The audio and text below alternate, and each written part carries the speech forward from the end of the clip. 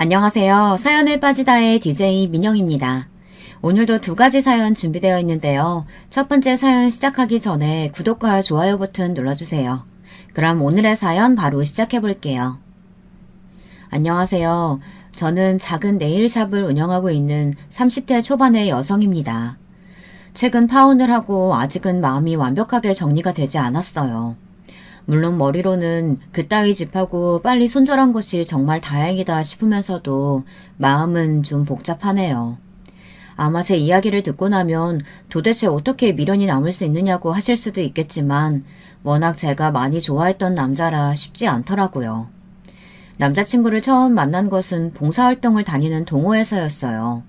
이 동호회는 중학교 때 아버지를 따라갔다가 제가 더 진심이 되어버린 곳으로 격주로 아동복지시설과 요양원을 가고 있답니다. 대학 시절을 제외하고는 꾸준하게 나오고 있죠. 어느 날 동호회 회장이 과거 자기가 과외 수업을 해준 학생이라고 하며 남자 하나를 소개했는데요. 그때 데려온 사람이 바로 남자친구였어요. 첫인상은 좀 별로였어요. 머리도 새노랗게 염색하고 귀고리에 반지까지 하고 있었거든요. 꼭 이마에 나는 양아치입니다 라고 붙여둔 것 같았죠. 그래서 거리를 두겠노라고 다짐했었지만 알고 보니 그게 다 저의 선입견이더라고요. 겉으로 보기에는 위험한 사람 같았지만 막상 봉사활동이 시작되니 아이들하고도 잘 놀아주고 어르신들께도 싹싹하게 잘해서 정말 깜짝 놀랐답니다. 더 놀랐던 것은 의사라는 사실이었고요. 동호회의 비슷한 또래는 저와 남자친구뿐이다 보니 둘이서 자주 이야기를 하게 되었는데요. 그러다 연애를 시작했답니다. 저와 생각이 비슷한 점이 많아서 그런지 연애할 때에도 크게 싸운 적 없이 잘 지냈어요. 아마 이렇게 잘 맞는 사람은 또 찾을 수 있을까? 남자친구를 만나면서 그런 생각을 참 많이 했죠. 그래서 결혼 이야기도 정말 자연스럽게 흘러나왔어요. 남자친구에 대해 자랑을 하라고 한다면 한도 끝도 없이 할 수 있지만 이상한 점이 딱 하나 있었습니다. 남자친구는 가족에 대한 이야기가 나오면 조개가 입을 다물듯 입을 일자로 굳히고는 말을 아꼈습니다. 사적인 부분이라 당연히 그럴 수도 있다고 생각했지만 사귀는 기간이 3년이 넘어가면서 왜 남자친구가 가족 이야기를 숨기는 것일까 의문이 들기 시작했어요. 결혼을 결정하고 나서는 남자친구에게 직접적으로 물어보기도 했죠. 결혼까지 약속했는데 숨길 필요가 뭐가 있겠나 싶었거든요. 그럼에도 남자친구는 자신이 정리가 되면 이야기해주겠다는 말로 상황을 피하기만 했습니다. 우리 결혼까지 약속한 마당에 가족들은 언제 소개시켜줄 거야? 적어도 미리 인사를 드려야 될 거 아냐. 자기는 우리 가족들하고 다 만났으면서. 조금만 더 시간을 주면 안 될까? 아직 내가 준비가 안 됐어. 아니, 가족 소개시켜주는데 자기가 무슨 준비를 해야 되는데. 자기 혹시 무슨 출생의 비밀 이런 거라도 있어? 그래서 그래? 설마 드라마 너무 많이 본 거 아니야. 그런 일이 있을 리가. 하여튼 내가 마음의 준비가 되면 하나도 빠짐없이 다 이야기할게. 그러니까 조금만 기다려줘. 저는 피하기만 하는 남자친구가 조금도 이해가 되지 않았지만 어쩔 수 없다는 생각으로 남자친구가 말하는 그 마음의 준비가 끝나기만을 기다렸습니다. 당시에는 남자친구에게 그 준비는 언제면 다 되느냐고 물어보기도 했는데 나중에 생각하니 참 미안한 일이더라고요. 얼마나 말하기 힘들었을까. 가족이라는 이름으로 묶여있다는 이유만으로 고통받을 수 있다는 사실을 간과한 것이 너무나도 미안하더라고요. 남자친구의 가족들을 만난 것은 결혼을 약속하고도 한참이 지난 후였어요. 드디어 마음의 준비가 끝났는지 남자친구가 집으로 저를 초대했죠. 나름 설레는 마음을 안고 집에 찾아간 저는 어떤 선물을 챙겨가야 하나 고민을 많이 했습니다. 남자친구에게 예비 시어머니께서 좋아하시는 것이 무엇이냐 물었지만 말을 돌리기만 하고 대답이 없었죠. 저는 무난하게 꽃과 홍삼을 준비했어요. 주변 동기들이 알려주더라고요. 저는 남자친구의 집에 들어가기도 전에 입을 떡 벌릴 수밖에 없었습니다. 저희 집도 작은 편은 아니었지만 남자친구의 집은 정말이지 저희 집과는 차원이 달랐거든요. 거대한 대문을 열고 들어가니 정원이 눈앞에 펼쳐지는데 곳곳에 조명이 진짜 이쁘더라고요. 저는 남자친구에게 진짜 이 집이 남자친구의 본가냐고 물었어요. 남자친구는 집만 클 뿐이라고 하며 제게 너무 긴장하지 말라고 해주었죠. 현관을 열고 들어가자 맨 앞에는 남자친구와 똑 닮은 여자가 서 있더라고요. 그 여자는 자신이 남자친구의 누나라고 하면서 먼저 손을 내밀었습니다. 저는 떨리는 마음으로 손을 마주잡고는 웃으며 인사를 했죠. 그때였어요. 뒤에서 헛기침 소리가 나더니 나이 지긋하신 한 분이 제 쪽으로 성큼성큼 걸어오셨죠. 그리고는 저를 위아래로 훑어보시고는 제가 들고 있는 가방을 이리저리 보시더라고요. 당황스러웠던 저는 남자친구를 바라보았고 남자친구는 예비 시어머니에게 인사도 없이 무슨 무례냐고 했죠. 하지만 예비 시어머니께서는 제가 입은 옷, 들고 있는 가방, 그리고 선물까지 꼼꼼하게 보시고는 잠시 생각에 잠기신 것 같았어요. 그 알 수 없는 분위기를 견디지 못한 저는 먼저 인사를 했습니다. 안녕하세요, 어머니. 이렇게 초대해 주셔서 감사합니다. 초대는 무슨... 우리가 원한 것도 아닌데 그런 인사치레는 하지 말고. 그나저나 못 보던 가방인데 어디 브랜드야? 아, 가방이요? 아, 이건 제가 만든 가방이에요. 가죽공예를 배우고 있어서요. 뭐? 직접 만들었다고? 시댁이 될지는 모르는 집에 인사를 하러 오는데 그런 걸 들고 왔단 말이야? 어처구니가 없어서. 이상한 말씀 하지 마세요. 그게 뭐 어때서요. 그리고 손님을 현관에 세워두는 법이 어디 있어요. 예비 시어머니께서는 뭐가 그렇게 불만이신지 몸을 팽 돌리시고는 거실로 가셨어요. 저는 실수한 것이라도 있느냐고 남자친구에게 물었지만 남자친구는 묵묵하게 고개만 저었죠. 거실에 앉은 제게 시댁 식구들은 이것저것 물어보기 시작했어요. 어떤 일을 하고 있는지, 학교는 어디를 나왔는지 등을 말이죠. 저는 미국에서 대학을 나왔다는 사실과 디자인을 전공했다는 이야기를 했어요. 예비 시어머니께서는 제가 대학을 외국에서 나왔다는 사실에 흥미를 보이시더군요. 하지만 그것도 잠시 디자인을 전공해서 그쪽과 관련된 일을 하고 있다는 것에 혀를 차셨어요. 어쩜 이렇게 안 맞을 수가 있는지. 그렇게 해가지고 우리 아들 내조는 제대로 하겠어? 우리 아들 대학병원에서 조교수하고 교수도 할 텐데 도움이 되겠느냐고. 걸림돌이 되면 몰라도. 무슨 말씀을 그렇게 하세요. 제가 대학병원에 남아서 교수까지 올라간 거랑 이 사람이랑 무슨 상관이 있다고요. 그런 자리가 그냥 되는 건 줄 알아? 내가 너희 아버지 교수 만들려고 얼마나 공을 들였는데 그런 내조가 있어야 오를 수 있는 자리야. 실력만으로 되는 게 아니라. 아휴, 그래서 내가 같은 의사 만나던가 아니면 의사 가문 찾아준다는데 귀엽고. 아휴.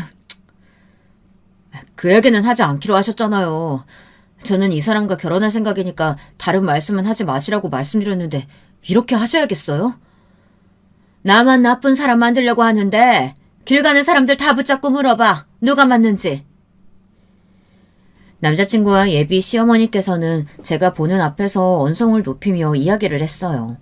당사자를 앞에 두고 할 말은 아닐 텐데 예비 시어머니께서는 저란 사람이 전혀 없다는 듯이 행동하셨죠. 결국 남자친구가 벌떡 일어나며 저와의 결혼은 통보지 허락이 아니라는 말을 남기고는 저를 끌고 나가더라고요. 집을 나와서야 남자친구가 입을 열었어요. 아무 말도 해주지 못했던 것이 꽤나 미안한 모양이었죠. 저는 괜찮다고 어떻게 된 일이냐고 물었어요.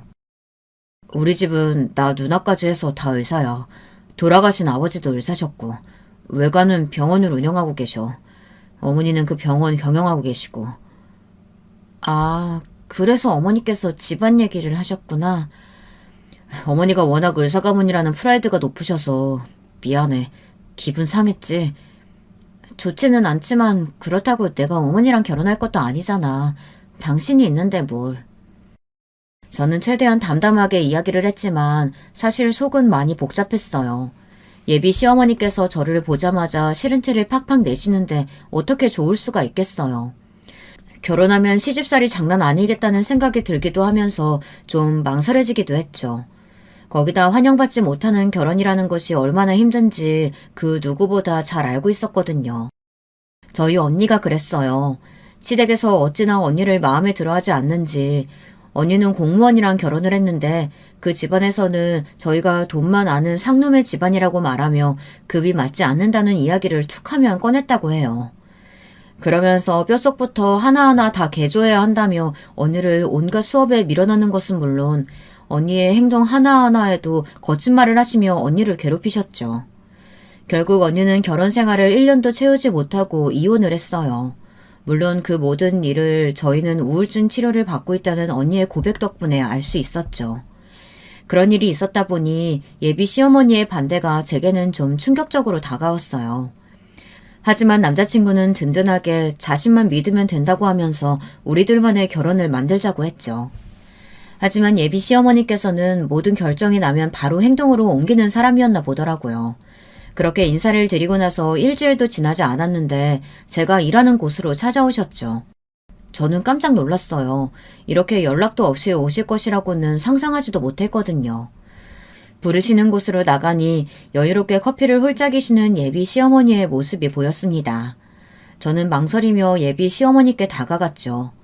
예비 시어머니께서는 고개를 까딱하시며 제게 자리에 앉으라고 하시더니 한참을 저만 보고 계셨답니다. 저는 그런 예비 시어머니의 시선에 눈을 아래로 하고는 가만히 말씀을 기다리고 있었고요. 예비 시어머니께서 찾아오셨다는 소리에 동기들이 무슨 말을 하더라도 가만히 눈을 아래로 하고 있으라고 하더라고요. 대신 절대로 고개를 숙여서는 안 된다고 했죠.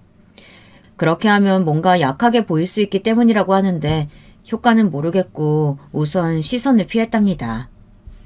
우리 아들이 어디에 반해서 죽어도 너랑 결혼해야 한다고 하는지 모르겠다. 눈이 튀어나올 정도로 미인도 아니고 그렇다고 몸매가 좋은 것도 아니고 비실비실하는 게 아들은 낳을 수 있을지 모르겠네. 어디 매력이 있어서 나 원참. 그런 말씀 하시러 여기까지 오신 건 아니시겠죠? 여기까지 무슨 일이세요? 꽤나 당돌한 구석이 있구나 너. 그런 패기는 좀 있어야지. 그래, 너희들이 결혼하는 건 그냥 못 이기는 척 넘어가 줄 테니 제대로 된 성의를 보이도록 하렴. 빈손으로 의사 남편 데려갈 생각은 꿈에도 하지 말란 말이야. 그런 부분은 저와 그이가 결정할 문제죠. 두 사람이 서로 의논해서 현명하게 결정하겠습니다. 현명하게? 그 현명함이 누구한테 유리한데? 솔직히 의사 남편 데려가면서 적어도 열쇠는 5개 이상은 해와야 할 것 아니야. 시어머니께서는 차는 적어도 2대는 되어야 한다고 하셨으며 집까지는 무조건 해와야 한다고 하셨죠. 다행히 남편이 대학병원에서 계속 근무하겠다고 의사를 밝혔으니 병원을 차려줄 필요가 없어서 다행이 아니겠냐고 하시더니 나머지는 무조건 가져와야 한다고 하셨답니다. 저는 당황해서 아무 말도 할 수 없었어요. 언니 시집갈 때도 이런 이야기는 못 들었거든요. 혼수에 대해서 따로 하신 말씀이 없었다고 하던데 이 상황은 무슨... 아직 상견례도 하지 않았는데 이렇게 찾아와서 이야기를 한다는 것이 제 머리로는 전혀 이해가 되질 않았죠.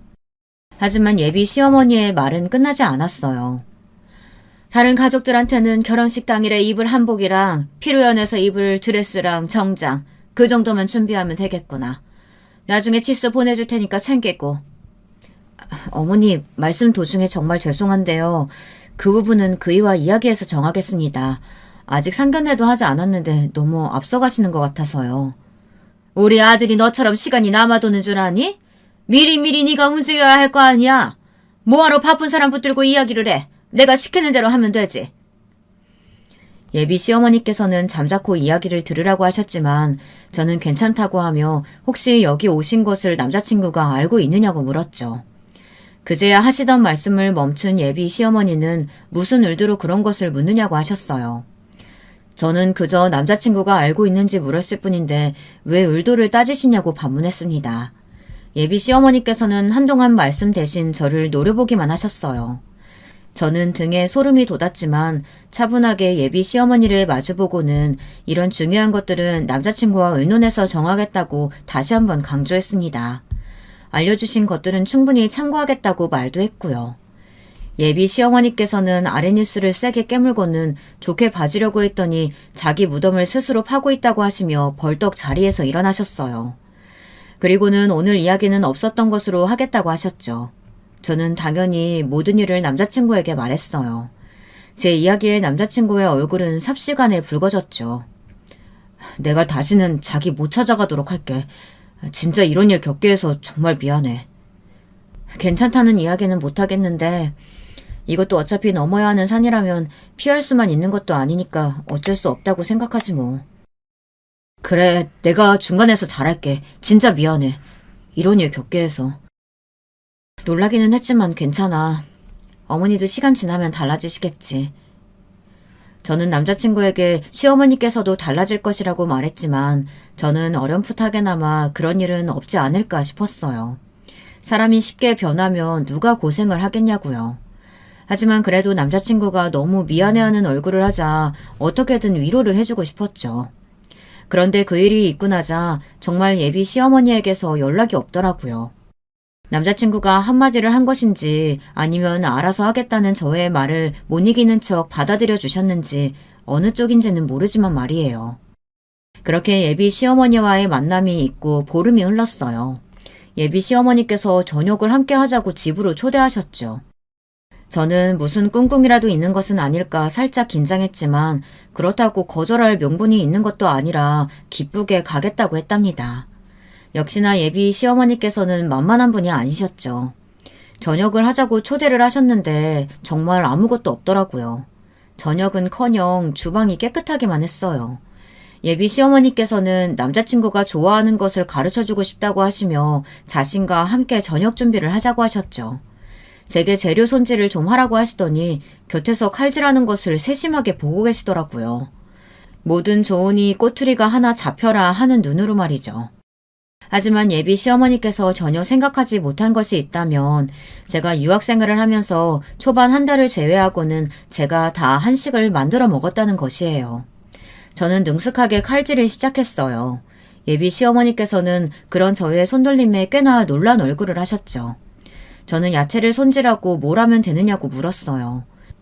예비 시어머니께서는 남자친구가 생선구이를 좋아하니 생선을 손질하라고 하셨죠. 저는 비린내를 싫어하긴 하지만 이를 악물고 구이용으로 손질까지 마쳤답니다.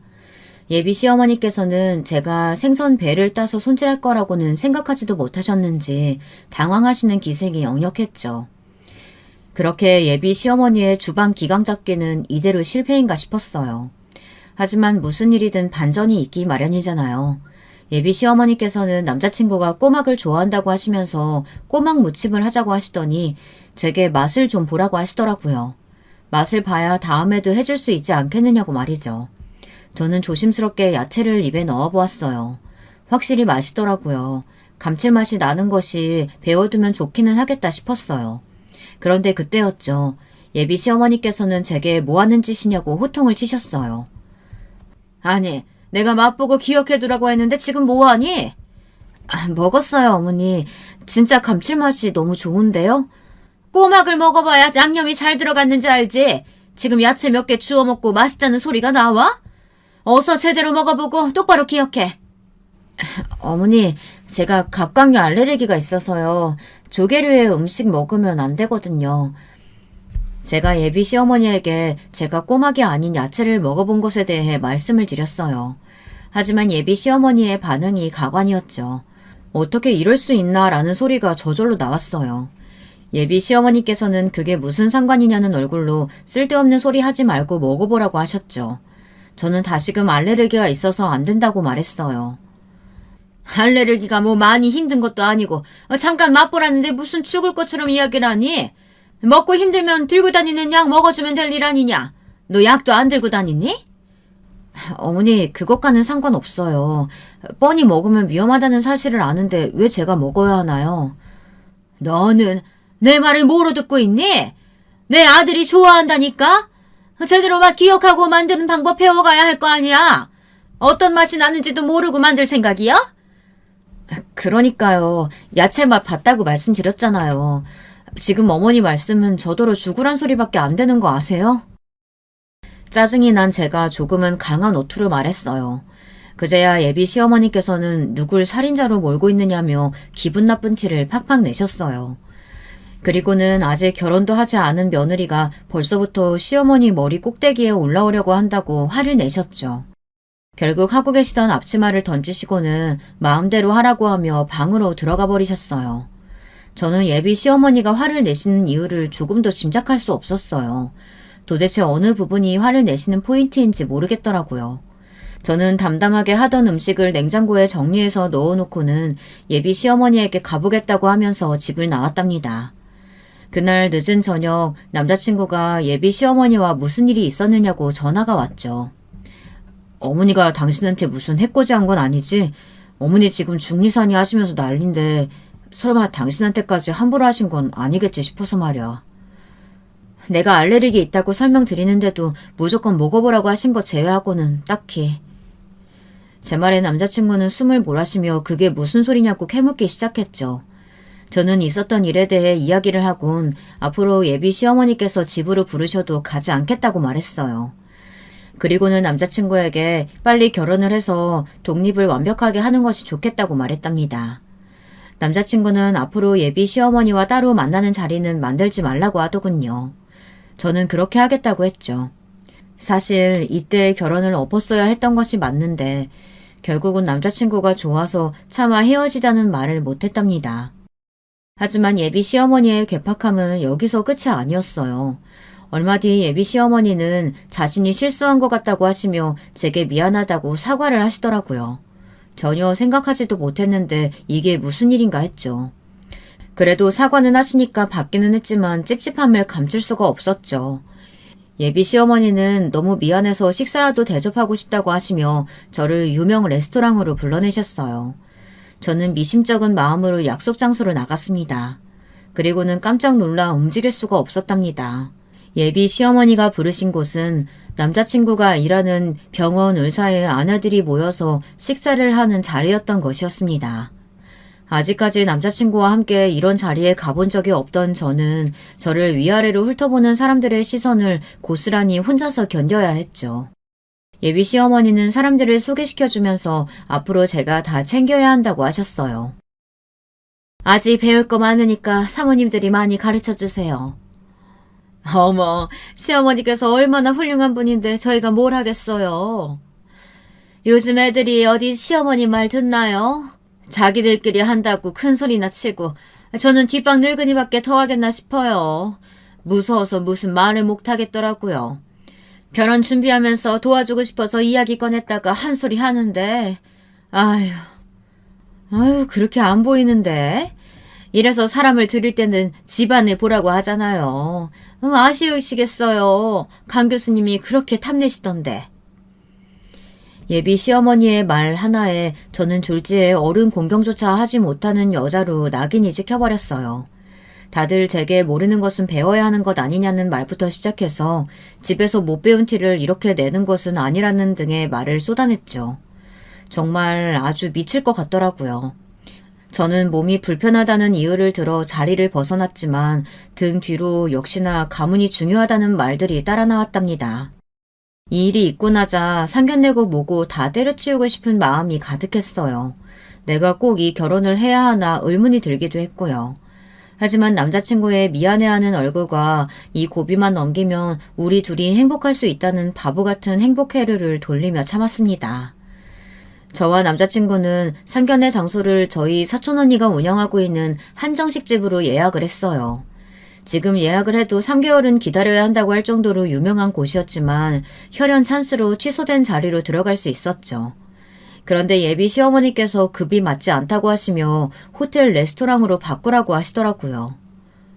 어머니, 그 한식당도 대기 명단이 한참인 곳이에요. 취소 자리가 생겨서 겨우 잡은 곳인데 마음에 안 드세요? 그럼 마음에 들 줄 알았니? 아니, 한식당이 뭐야, 한식당이. 예약자가 100날 많아 봐라. 다 필요 없으니까 무조건 호텔, 그것도 스카이 라운지를 잡으렴. 그 정도는 되어야 우리 아들 레벨이 맞지 않겠어? 죄송해요, 어머니. 그이가 이 한식당을 진짜 좋아하거든요. 이번에도 그이가 좋아하는 곳이라고 해서 예약했는데 어머니 마음에 안 드실 것이라고는 생각지 못했네요. 거기다 이미 결정을 다 한 상태라서 이제 와서 바꿀 수가 없거든요. 바꿀 수 없기는 왜 바꿀 수가 없다는 말이야. 취소하고 호텔로 정하면 되잖아. 이틀 남겨두고 어떻게 그래요. 어머니, 호텔 라운지는 다음에 제가 따로 모시고 갈 테니까 이번에는 그냥 한식당으로 와주세요. 예비 시어머니께서는 자신을 어떻게 이렇게 무시할 수 있냐고 하시며 자기가 원하는 곳으로 옮기지 않으면 상견례 날에 가지 않겠다고 하셨어요. 예비 시어머니 생각에는 그렇게 말을 하면 제가 쩔쩔거리며 예비 시어머니가 원하는 대로 움직여줄 것이라고 생각했나 봐요. 하지만 어림도 없죠. 저는 어쩔 수 없지 않겠느냐고 말하며 예비 시어머니께서 오시지 않더라도 다른 가족들이 대신하면 그것으로 그냥 상견례 한 것으로 알겠다고 했습니다. 예비 시어머니께서는 지금 무슨 말을 하는 거냐며 저더러 싹수가 노랗다고 소리를 지르셨어요. 저는 끝까지 담담하게 그럼 그날 뵙겠다고 말씀드리고는 전화를 끊어버렸답니다. 이렇게 시작부터 삐걱거리는 상견례는 당일이 되어 더 난리였답니다. 예비 시어머니께서는 등장부터 시작해서 잠시도 쉬지 않고 투덜거리셨죠. 음식 맛을 타박하는 것은 기본이요. 이런 허접한 곳을 예약한 저의 안목을 어쩌면 좋으냐는 소리도 하시더라고요. 정말이지 어처구니가 없었죠. 아버지와 어머니께서는 좋은 날인데 굳이 그렇게 나쁜 소리 하실 필요 있으시냐며 점잖게 말씀하셨지만 예비 시어머니는 멈추지를 못하셨어요.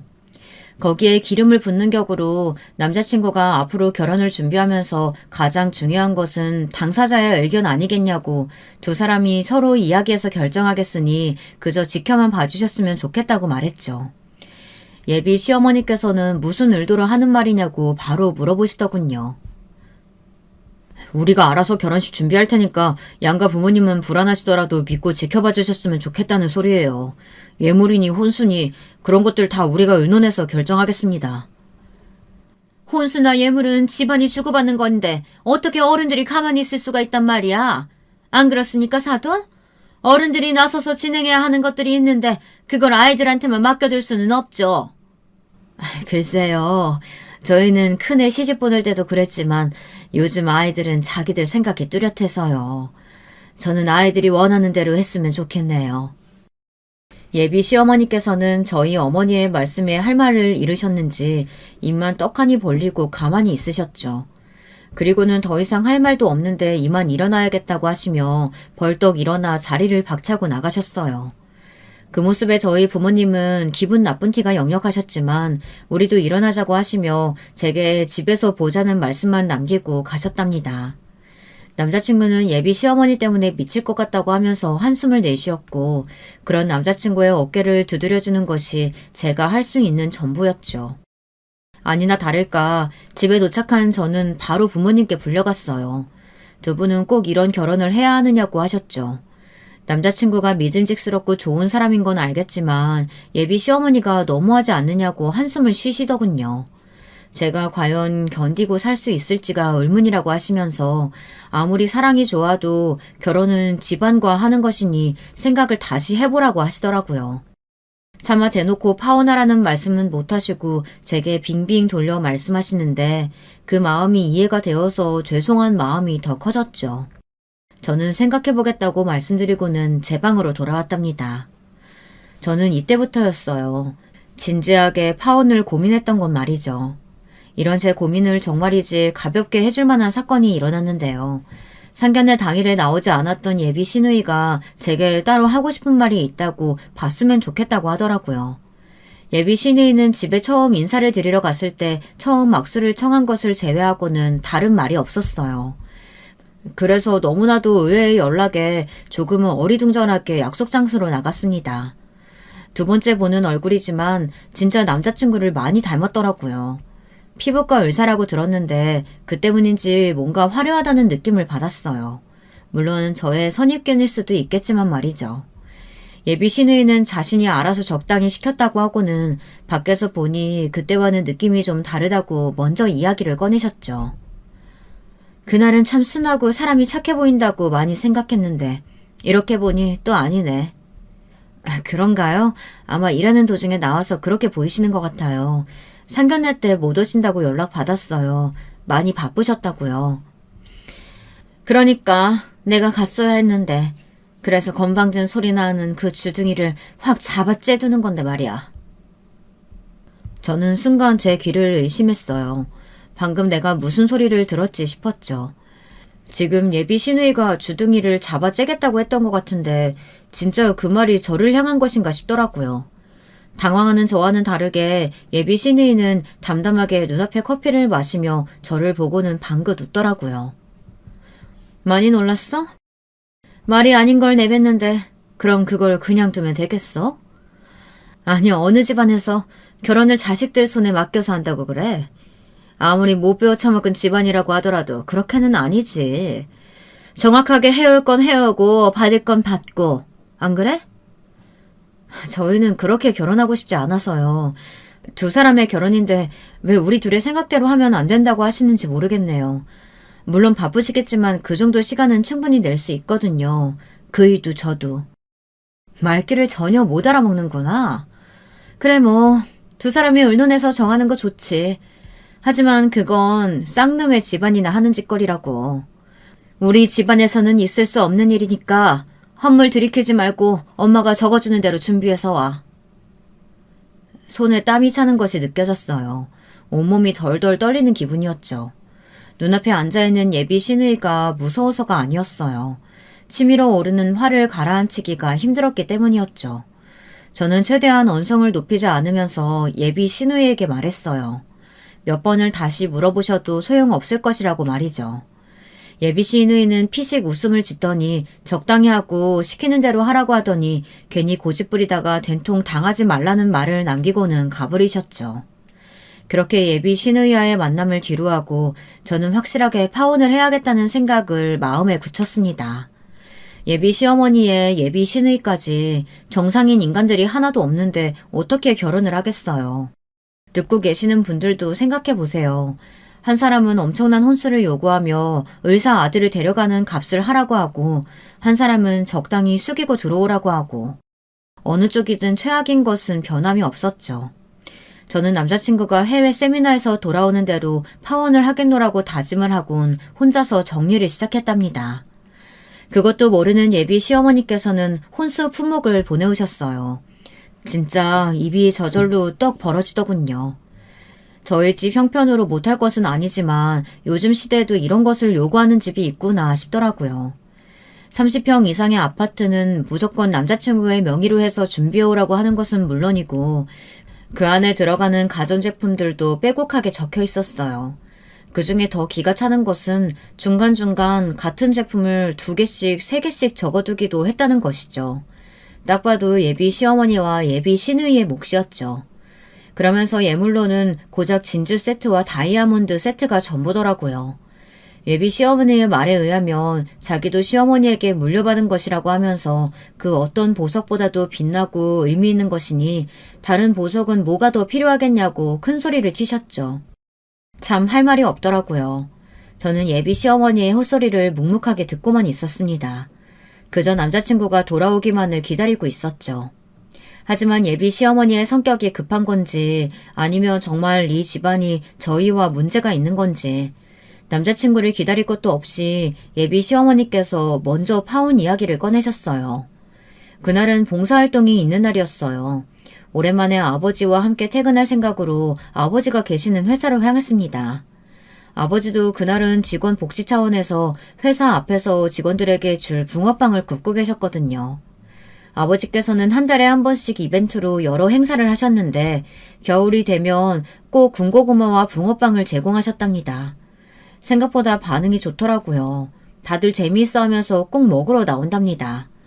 물론 회사 사장이 건물 앞에서 그런 짓을 하고 있다는데 편하게 있을 수 있는 사원이 어디 있느냐고 하실 수도 있겠죠. 처음에는 다들 어색해했거든요. 하지만 해마다 이어져 오다 보니 이제는 그날을 기다리기도 한답니다.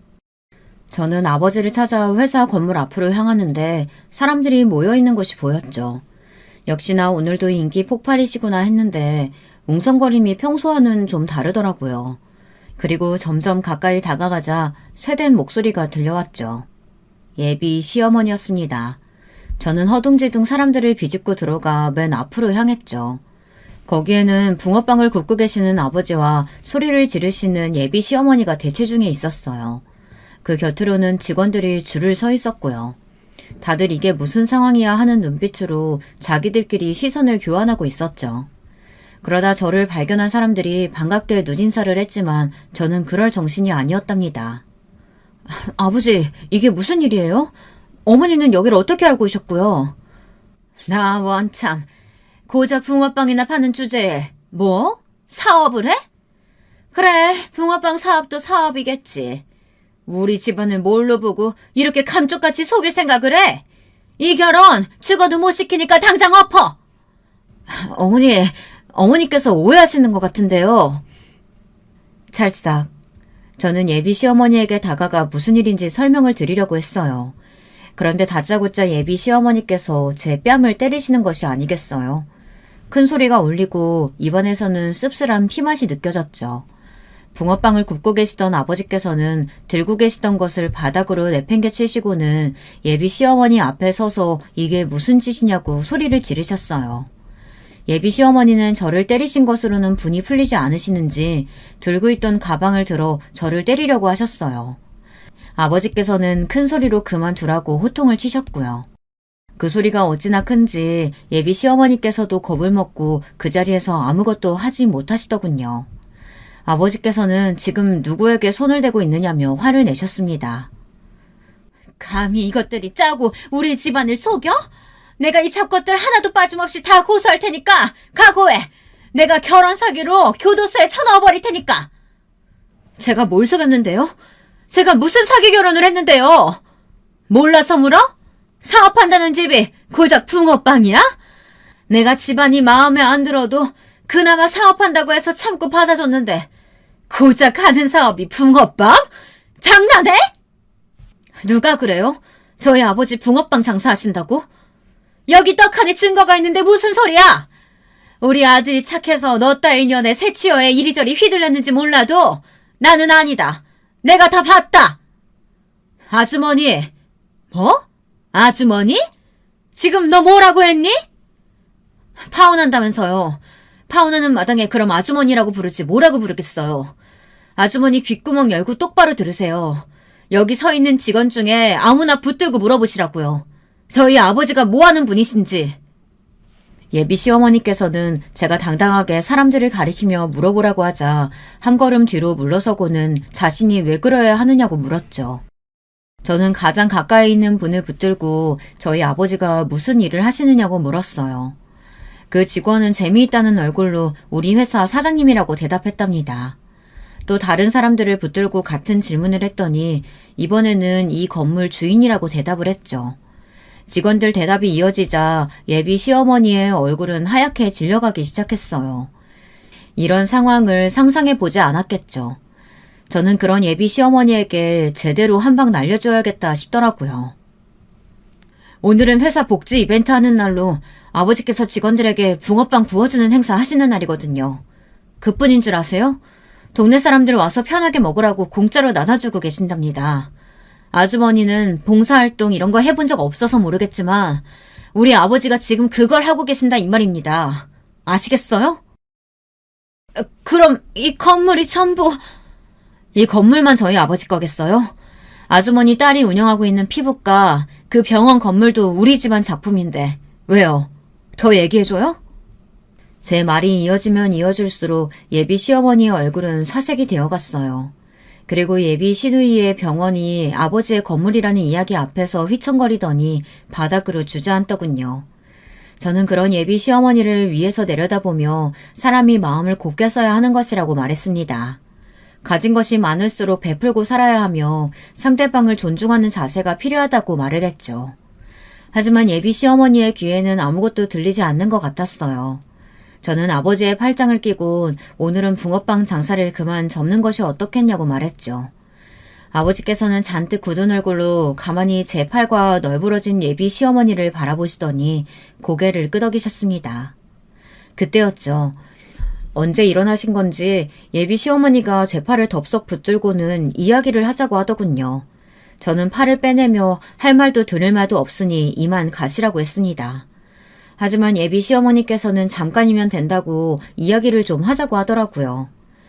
아버지께서 그런 예비 시어머니의 팔을 뿌리치며 당장 자신의 딸에게서 손을 떼라고 말씀하셨습니다. 그러자 놀라운 일이 벌어졌죠.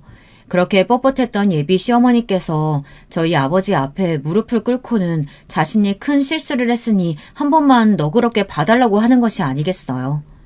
전혀 생각지도 못한 전개에 저는 할 말을 잃고 예비 시어머니를 바라보았어요. 갑자기 무릎을 꿇다뇨. 그것도 많은 사람들이 보는 앞에서 말이죠. 제가 사람을 몰라보고 함부로 말했어요. 정말 죄송합니다, 사돈. 너 그렇게 한 번만 용서해 주시면 안 되겠습니까? 제가 말실수 많이 하기는 했는데 아이들이 서로 좋아하고 많이 아끼고 있다는 거 잘 아시잖아요. 그러니 딱 한 번만 눈 감고 받아주시면 안 되겠습니까? 여기서 이런다고 상황이 달라질 것 같아? 사람 많은 곳에서 이렇게 넙죽 엎드리면서 하면 내가 못 이기는 척 넘어갈 것 같으냐고. 그랬다면 사람 잘못 봤어. 나는 내 자식이 내 체면보다도 중요한 사람이야. 내 귀한 자식 그따위 집구석에는 절대 못 보내니까 허튼 생각하지 말고 돌아가. 아버지께서는 예비 시어머니의 눈물 앞에서도 단호하게 거절하셨어요. 솔직히 저는 마음이 좀 흔들렸거든요. 나이도 있으신 분이 이렇게 사과를 하신다는 것이 쉬운 일이 아니잖아요. 자존심 다 내팽개친 것이나 다름없는데 싶어서 마음이 흔들렸죠. 하지만 아버지는 다르셨어요. 그리고 놀랍게도 아버지의 생각은 적중하셨죠. 아버지의 말이 끝나자 예비 시어머니가 무릎을 툭툭 털고 일어나시더니 언제 눈물을 보였나 싶은 얼굴로 어차피 저와 남자친구는 결혼을 할 텐데 이렇게 뻣뻣하게 나올 필요가 있겠느냐고 했죠. 누가 그래요? 우리가 결혼한다고? 아주머니, 당신이 말했잖아요. 파혼. 그래봤자 우리 아들 아니면 안 된다고 하면서 다시 돌아올 것이 뻔한데 뭐. 우리 아들 같은 남자가 어디 있다고 그래. 너희 같은 졸부 집안에서 우리 아들 같은 사위 얻는 게 쉬운 일인 줄 알아? 우리 딸 같은 며느리도 쉽지 않아. 앞으로 다시 볼 일은 없을 테니 이만 끝내지. 여기서 더 하면 내가 어떻게 나올진 나도 모르겠으니까. 아버지의 경고가 제대로 먹히기는 했는지 예비 시어머니가 깜짝 놀라며 허둥지둥 자리를 벗어났어요. 정말이지 징글징글한 사람이구나 싶었죠. 남자친구는 세미나에서 돌아오자마자 저를 찾아왔어요. 아무래도 이야기를 다 들은 모양이었어요. 집 앞까지 찾아온 남자친구는 한참을 가만히 있더군요. 저 역시 남자친구의 말을 기다리며 발끝만 보고 있었고요. 얼마의 시간이 흘렀을까 남자친구가 어렵게 입을 열었어요. 이대로 끝나는 게 맞는데 말이 잘 안 나오네. 알아. 그래도 해야지. 파혼. 그래, 파혼. 어머니의 누나까지 내가 다 미안해. 너한테 가장 숨기고 싶은 모습이었는데 끝까지 이렇게 되네. 이해해. 당신이 왜 가족들을 소개시켜주고 싶지 않았는지. 남자친구는 무겁게 고개를 끄덕이고는 그동안 행복했다고 말하며 잘 지내라고 하곤 저를 꼭 안아주고 그대로 돌아서서 가버렸어요. 저는 그런 남자친구를 가볍게 마주 안아준 것을 제외하고는 아무 말 하지 않고 그냥 멀어지는 뒷모습을 보고만 있었죠. 그렇게 저는 남자친구와 파혼을 했습니다. 하지만 이대로 끝일 줄 알았는데 아니더라고요. 남자친구와 두 사람의 문제가 아닌 가족이 얽혀있는 부분이다 보니 마음 정리하는 것이 쉽지 않았어요. 그래서 바쁘다 보면 다른 생각은 하지 않겠거니 싶어 하던 일을 그만두고 평소 그렇게 원하던 네일샵을 오픈하기로 했죠. 하지만 우리의 헤어짐은 남자친구와 저희 집안만의 생각이었더라고요. 얼마 안 있어 예비 시누이가 오픈 준비로 한창인 네일샵에 나타났어요. 저는 제 앞에 다시 나타날 수 있다고는 전혀 생각하지 않았기 때문에 충격받은 얼굴로 예비 시누이를 바라보았죠. 예비 시누이는 여기저기 둘러보고는 깔끔하게 잘하고 있다는 원하지도 않는 칭찬을 하더니 저더러 커피나 한잔 하자고 했죠. 저는 같이 마실 사이는 아닌 것 같으니 할 말이 있으면 그냥 하라고 했어요. 그만큼 튕겼으면 충분히 한 것 같으니까 이제 그만 결혼 준비해. 우리 동생 너 때문에 밥도 제대로 안 먹고 나랑 엄마 얼굴 보기도 싫다고 하면서 집 나갔으니까. 그래서요? 그게 나랑 무슨 상관 있다고요? 우리 파혼했고 서로 미련 없이 헤어지기로 했으니까 나한테 와서 이런 말 해봤자 소용없어요. 야, 적당히 튕기란 말 못 알아들어? 우리 엄마가 사과했다며. 사과했으면 끝난 문제 아니야? 그러게 누가 오해하도록 행동하래? 누구든 그 상황에서는 우리 엄마처럼 생각할 수 있잖아. 그럼에도 우리 엄마가 숙이고 들어갔으면 너도 정도껏 하라고. 시어머니 이겨먹어서 좋을 건 뭐가 있다고. 그리고 듣자하니 우리 건물 주인이 사돈 어른이라며? 나 이제 월세 안 낸다? 설마 사돈한테 월세 받을 생각은 아니지? 진작 알았으면 월세 굳었을 텐데. 그걸 왜 이제 말해서는. 저는 자꾸만 터지는 헛웃음을 참기 힘들었어요. 아니, 어떻게 엄마와 딸이 이렇게 상대방의 말은 듣지도 않고 자기가 하고 싶은 말만 하는지. 역시 유전자의 힘인가 싶었죠. 저는 예비 시누이처럼 똑같은 자세로 삐딱하게 섰어요. 그리고는 존대는 개나 조발이자 싶은 마음으로 말했습니다.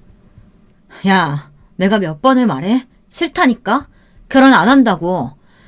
내가 지금 고작 너랑 아줌마 기죽이려고 이런 행동 하는 것 같니? 내가 미쳤어? 그런 비생산적인 행동이나 하고 있게? 미쳤어? 지금 너 누구한테? 너 말귀 그렇게 못 알아쳐먹어서 의사는 어떻게 하고 있니?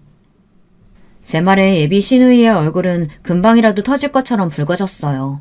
저는 아랑곳하지 않고 예비 시누이의 어깨를 손가락으로 툭툭 치며 말했습니다. 예비 시누이는 몸을 가누지도 못하고 휘청거리더니 짝다리를 짚고 있던 몸을 바로 세웠죠. 뭐 네가 먼저 이야기 꺼냈으니까 내가 말하는데 지금처럼 그냥 월세 내고 싶거든. 그냥 나 죽었다 하고 사라져. 알아보니까 너 계약 얼마 안 남았더라? 여기서 자꾸 헛소리하면 확 쫓아내버릴 테니까. 그대로 몸 돌려서 나가라고. 알겠어? 누구 마음대로? 네가 나가라고 하면 내가 나가야 돼? 재계약 안 한다니까? 우리가 안 하겠다는데 네가 뭐라고 버티는데. 내 말 가볍게 듣지 마. 잘 운영하던 병원 날리고 싶지 않으면. 제 말에 예비 시누이는 횡설수설하더니 허겁지겁 밖으로 나가버렸어요.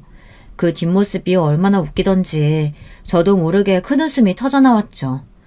남자친구와의 이별로 힘들었던 마음이 한없이 가벼워지는 순간이기도 했답니다. 물론 가끔이지만 아직도 남자친구가 생각나요. 함께했던 것들이 너무 많은 탓이겠죠. 그래도 점점 무뎌지는지 처음만큼 슬프지는 않네요. 언젠가는 제게도 좋은 사람이 나타나겠죠. 그럼 이번 같은 일은 겪지 않았으면 좋겠네요. 제 사연 끝까지 들어주셔서 정말 감사드립니다.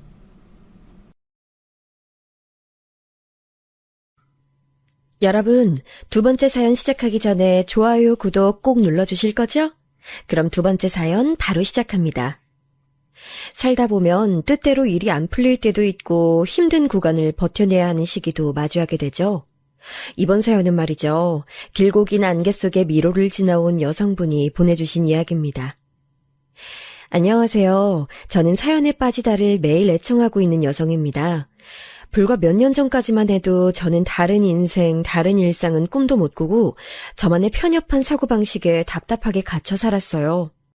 과거의 저를 표현하기에 가장 정확한 말은 아마 새장 속의 새가 아닐까 싶어요. 좁디 좁은 새장 안에 갇혀서 그게 세상의 전부인 줄 알고 살아가는 새요. 혹시 그거 아시나요? 새장에서만 오래 산 새는 말이죠. 새장 문을 열어줘도 밖으로 안 나가는 경우가 많다는 놀라운 사실을요. 그 안에서만 사는 것에 너무 적응을 해서 그렇대요. 그리고 새장 밖으로 나간다 하더라도 돌보는 이의 손길 없이 살아본 적이 없었기 때문에 그 생명을 유지하지 못하고 곧 죽는다죠. 저는 한때 이렇게 생각했었어요. 남편을 만나지만 않았더라면 저는 새장 속에 갇혀있는 새처럼 아둔하게 살진 않았을 거라고요. 하지만 시간이 더 흐르고 지금에 와서 생각해보니까 새장 속으로 걸어 들어가기까지의 과정도 제 인생에는 분명히 존재한 것이었더군요. 지면 아래의 뿌리가 튼튼하지 못하면 겉으로 비춰지는 모습이 얼마나 그럴싸하고 화려하든 결국은 오래 갈 수 없는 허상일 거예요. 저의 뿌리는 제 가족이었고 제 유년 시절이었죠. 저는 별로 행복하게 자라나지 못한 아이였어요. 제 뿌리가 튼튼하게 세상에 자리 잡을 기회 따윈 없었죠. 제가 어렸을 때 가장 많이 들은 소리가 뭔 줄 아세요? 바로 너만 없었어도입니다. 그 소리를 전 엄마한테서 들었어요. 내가 너만 없었어도 이렇게 살지 않았어. 네가 내 인생 망쳐놓은 거야, 알아? 난 네가 태어나지만 않았어도 멋지게 살았을 여자야. 자유롭게 내 발길 닿는 대로 마음껏 다니면서 끝내주는 인생 살았을 텐데 다 네가 망쳐놨어. 너! 내 인생 어떻게 보상할래? 네 잘못 어떻게 수습할 거야? 죄송해요, 엄마. 제가 잘못했어요. 저 때문에 엄마 불행하게 만들어서 죄송해요. 잘못했다는 걸 알긴 알아서 다행이구나. 눈물 질질 짜는 거 보기 싫으니까 저리 비켜.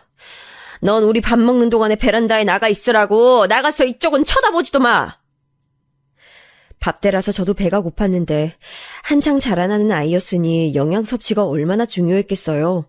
하지만 엄마가 그렇게 말씀하시면 저는 대꾸도 하지 못하고 따라야 했습니다. 그 좁았던 집에 하필 베란다가 딸려 있었다는 게 새삼 원망스러웠네요. 저는 그 베란다의 모든 것이 세월이 한참 흐른 지금도 너무나도 선연하게 생각나서 가끔 괴로울 정도예요. 엄마가 왜 그렇게 저를 미워하셨냐 하면 저라는 생명 때문에 엄마가 결혼을 하셨다는 게 그 이유였어요. 속도 위반, 혼전 임신이라고 하죠. 저는 너무 어렸을 때부터 엄마의 책망을 들어왔기 때문에 정확한 이유도 내막도 모르고 그저 혼나왔었어요. 학교를 들어가기 전부터 엄마의 폭언을 들어왔었기 때문에 막연히 제 인식 속에는 나는 잘못된 아이구나. 태어났으면 안 됐을 존재였구나. 이런 생각이 자리 잡고 있었습니다. 제 밑으로는 남동생과 여동생이 있어요. 엄마는 동생들에게도 가끔 거칠게 구는 분이셨지만 저한테 하시는 것처럼 원초적인 화를 쏟아내진 않으셨어요. 오히려 동생들을 향해서는 이런 집에서 태어나지 않았으면 좋았을 것을 부잣집에서 태어났어야 했는데 내 새끼들 엄마가 많이 못해줘서 미안해. 이런 말씀을 습관처럼 내뱉던 분이셨죠. 둘째인 남동생과 제가 3살 차이예요. 막내인 여동생하고는 4살 차이고요. 동생들끼리는 연년생이죠. 저는 동생들 앞에서 부끄러운 첫째였어요. 우스운 놀림감이었고요. 왜냐고요? 당연히 엄마가 저를 깔보셨기 때문입니다. 동생들은 글자를 배우기 전부터 제가 이 집의 미운오리 새끼라는 것을 먼저 배웠어요. 그렇게 학습되었기 때문에 동생들은 잘할수록 저를 업신여기고 우습게 여겨 됐죠. 동생들이 저를 가엽게 여겨주었으면 좋았을 텐데 애석하게도 그러지 못했어요. 제가 동생들을 훈계라도 하면 그건 큰일이었거든요. 제가 혼냈다는 것을 동생들이 엄마에게 일러바치면 저는 2배, 3배 이상으로 엄마에게 혼나야 했습니다. 나중에는 이것을 악용해서 동생들이 제가 하지 않은 짓까지 엄마에게 꾸며내 고하고는 했죠. 그리고는 엄마에게 혼나고 베란다에 갇혀있는 저를 보며 자기들끼리 즐겁다는 듯이 웃어댔고 저에게 손가락질을 하면서 노래를 불렀어요. 엄마는 이중적인 분이셨죠. 원치 않았던 결혼 생활에 대한 염증과 갑작스러웠던 첫 임신기간 때 겪었던 우울증과 그 후유증 같은 나쁜 감정들을 다 저에게 표출하셨고요. 그럼에도 어쨌거나 이어가고 있는 결혼 생활에 대한 책임감, 그리고 자식들에 대한 모성애, 가정에 대한 애정 같은 감정들은 동생들에게 쏟으셨어요. 저는 엄마가 저 때문에 멋진 인생을 사실 수 있는 기회를 날려버리셨다고 철석같이 믿고 있었으며 제 스스로의 존재가 부정하다 여겼었는데요. 제가 중학교를 입학할 때 고모가 저를 찾아와서 맛있는 걸 따로 사주신 적이 있었어요. 중학교 입학을 축하한다면서 선물도 사주셨고요. 멀리 사는 고모, 그렇게 따로 보니까 어색해서 저는 말도 잘 못 꺼내고 있었는데 제가 너무 소극적이고 내성적이라면서 고모가 걱정하셨죠. 그러더니 저희 엄마를 겨냥해서 왜 애를 이렇게 기죽은 애로 키운 거냐며 험담을 하셨고요. 그때 저도 모르게 중얼거렸어요. 아니에요. 저만 없었다면 엄마는 멋진 인생 자유롭게 사셨을 텐데 제가 항상 죄송한걸요. 그러자 고모가 어이없다는 듯 한숨을 쉬셨습니다. 멋진 인생은 무슨 개뿔 멋진 인생이냐면서요. 그 모습에 저는 조금 어리둥절했었죠. 고모는 본인도 솔직히 자세하고 정확히 알지는 못하지만 진짜 확신할 수 있는 것 한 가지는 저희 엄마가 저를 가지기 전에 그다지 멋진 인생을 살고 있진 않았다는 것이었어요. 저는 엄마로부터 너만 안 생겼어도 더 잘난 남자랑 결혼할 수 있었는데 네가 생기는 바람에 잘난 남자를 떠나보내야만 했다는 이야기를 몇 번 들은 적이 있었어요. 이것도 용기를 내어 고모에게 확인을 받아봤는데 고모가 펄쩍 뛰면서 그건 절대 아니라고 했습니다. 진짜 별 해괴한 이야기를 다 듣겠네. 이 고모가 장담하는데 잘난 남자 따위는 없었어. 너네 엄마한테 가서 물어봐도 좋아. 그럼 그 잘난 남자가 누구였냐고, 이름이 나이가 어떻게 되냐고 한번 찾아볼 테니까 알려달라고 그렇게 물어봐. 절대 대답 못할걸? 왜냐면 애초에 있지도 않았으니까. 네? 하지만 엄마는 늘 그렇게 말씀하셨었는데, 그리고 저만 없었어도 다르게 살았을 거라고.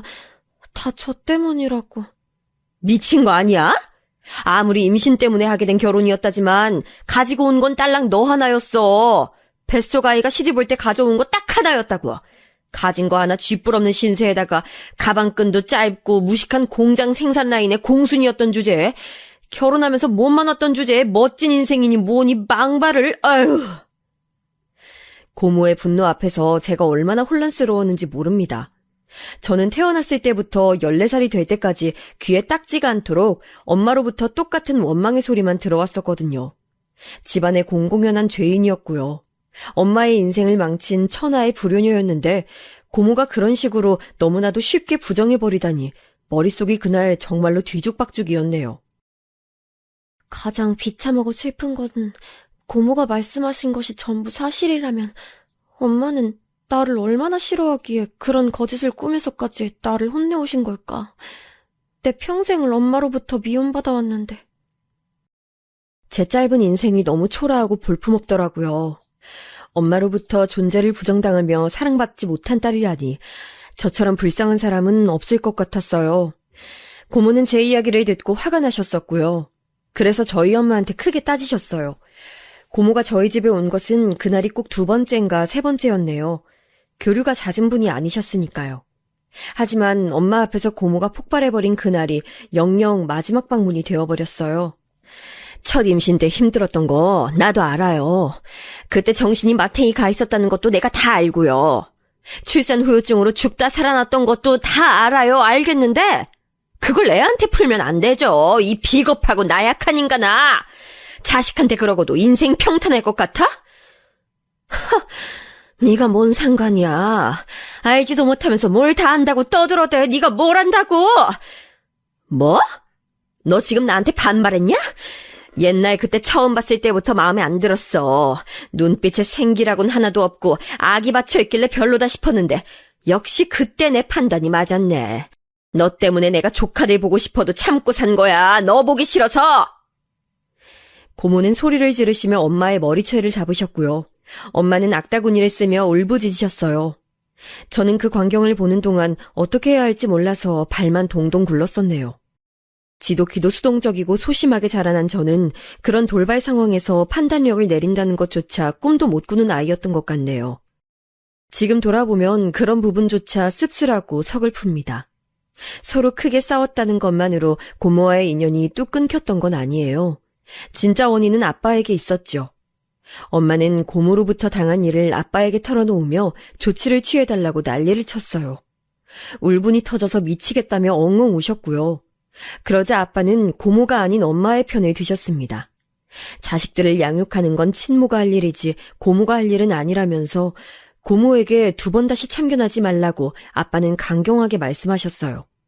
그러자 제대로 기분이 상한 고모는 아빠와도 크게 말다툼을 벌이셨고 그때 갈라서게 된 거였죠. 제가 아주 어렸을 때부터 엄마에게 나쁜 소리만 듣고 크는 동안 아빠는 뭘 하셨냐고요? 그냥 그럴 때마다 안 계셨어요. 아빠는 제 곁에 있어주지 않으셨죠. 그게 다였습니다. 하지만 그렇다고 해서 아빠가 엄마의 만행을 모르셨던 건 아니에요.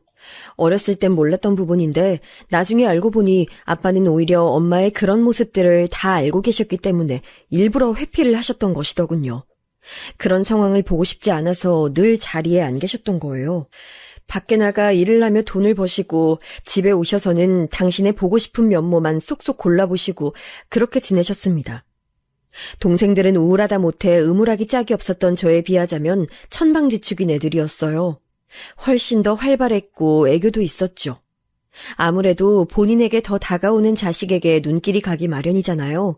그러니까 아빠가 동생들을 예뻐하실 수밖에 없었다는 것을 저는 이해합니다. 머리로는 이해를 충분히 다 하는데 가슴이 아파서 그게 문제였지만요. 이건 역시도 다 크고 나서 알게 된 부분인데 엄마는 저에게 화풀이를 하시면서 당신의 우울과 열등감, 좌절감 같은 것들을 극복하셨어요. 엄마는 저를 마구 깎아내리시면서 쟤만 없었다면 나는 원래 멋지게 살 수 있었는데 쟤 때문이다. 그러니까 내가 잘난 인생을 살지 못하고 있는 게 내 잘못이 아니라 전부 제 잘못이다. 이런 거짓 위안을 계속 얻고 계셨던 것이죠. 제가 고등학교를 졸업하면서 아빠한테 여쭤본 것이 있었어요. 왜 저를 모른 척하면서 실상은 방관을 해오신 거냐고요. 저는 아빠만 저를 도와줬어도 그렇게 안 살았을 것 같았거든요. 그런데 아빠의 대답이 제 가슴을 무너뜨렸습니다.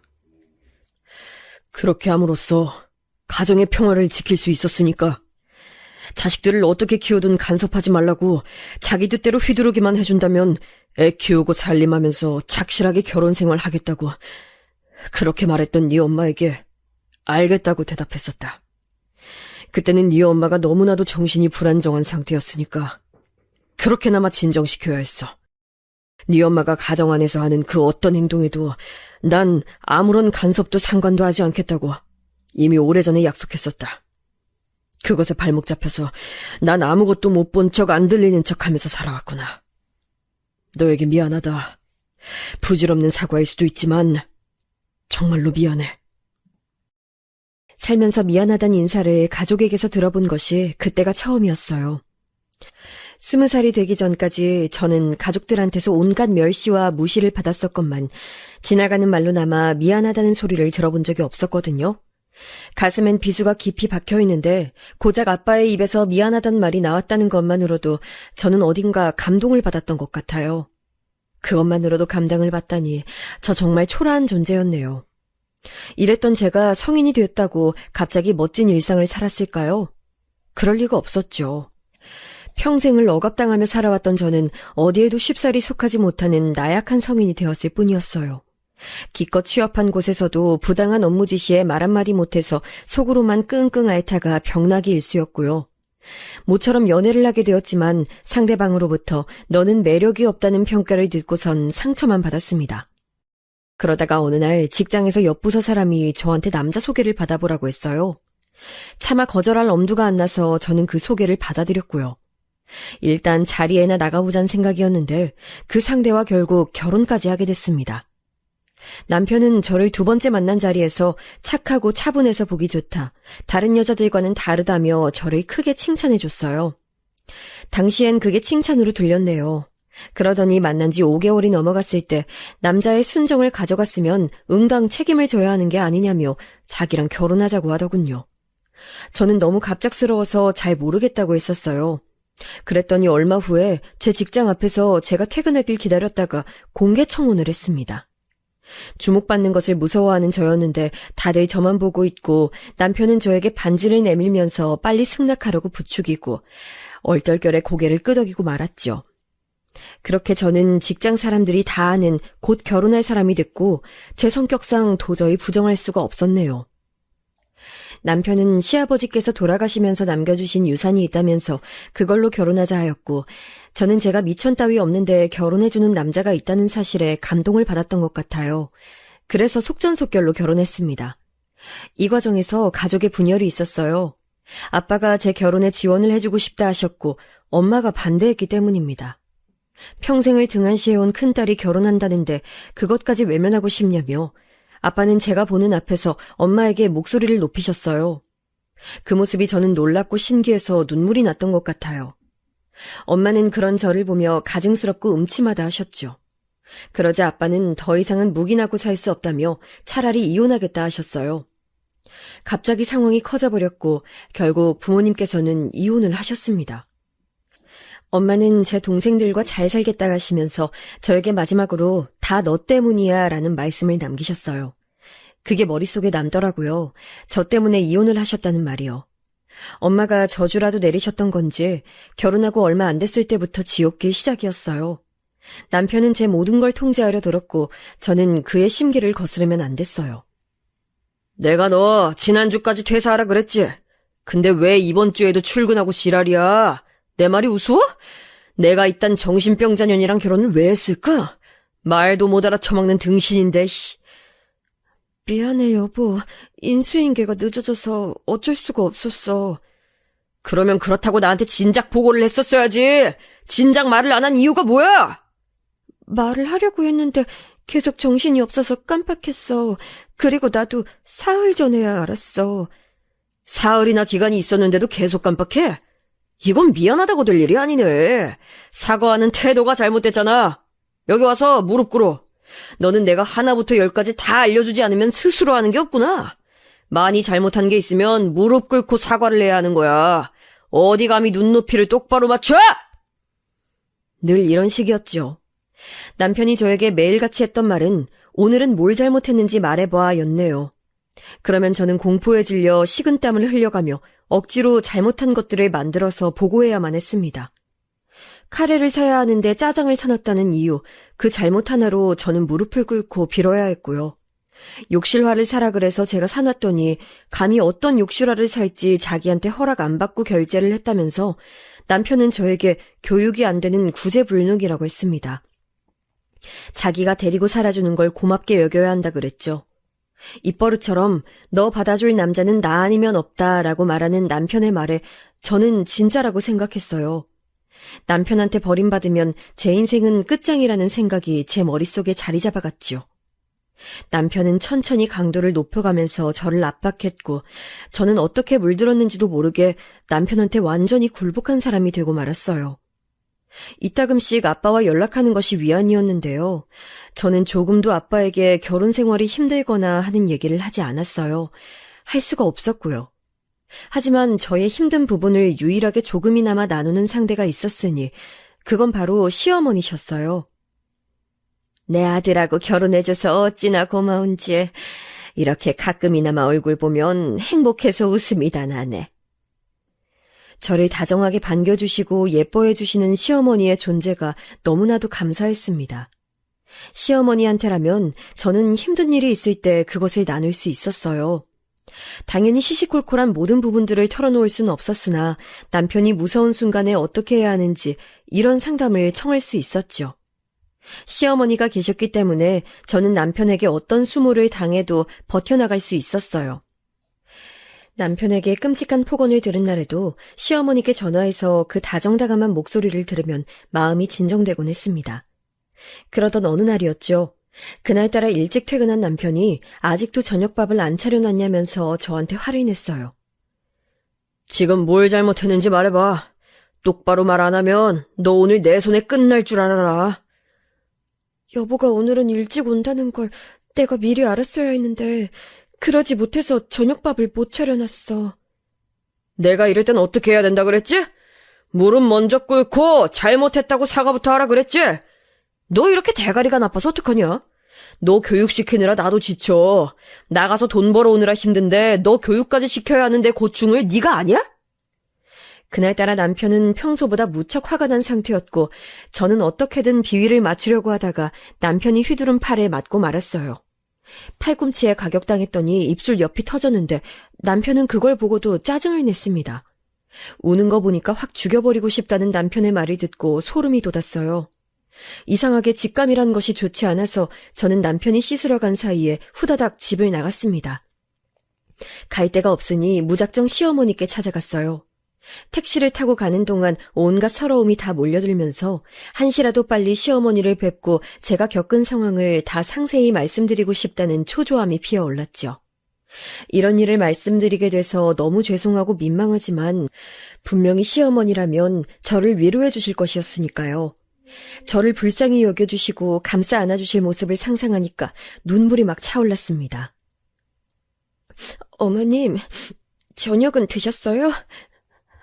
저 다름이 아니라요.